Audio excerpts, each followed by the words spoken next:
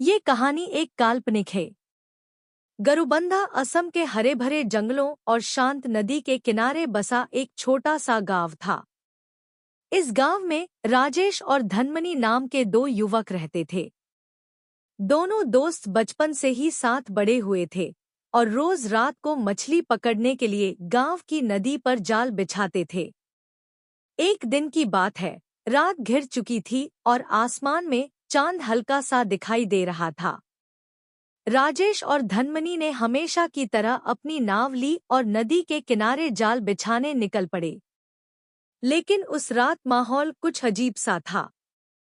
हवा भी ठंडी और भारी लग रही थी, जैसे कुछ अनहोनी होने वाली हो। रात के अंधेरे में जब दोनों नदी में जाल डालने में व्यस्त थे, तभी अचानक राजेश को लगा कि किसी ने उसके पैर को जकड़ लिया है। उसने इधर-उधर देखा, पर कुछ नजर नहीं आया। धीरे धीरे वो खौफ में भर गया। धनमनी भी राजेश के चेहरे पर डर देख कर चौंक गया। तभी अचानक पानी से एक परछाई निकली, एक औरत जैसी, लंबी, बाल खुले हुए और लाल आंखें। वो चिल्लाने लगी और सीधा राजेश की तरफ बढ़ी। ये देखकर राजेश डर के मारे जम गया। वो औरत कोई और नहीं, बल्कि एक चुड़ैल थी।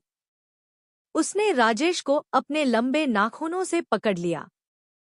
धनमनी ने फौरन हिम्मत जुटाई और अपनी नाव के एक डंडे से उस चुड़ैल पर वार किया। चुड़ैल अचानक चीखते हुए गायब हो गई।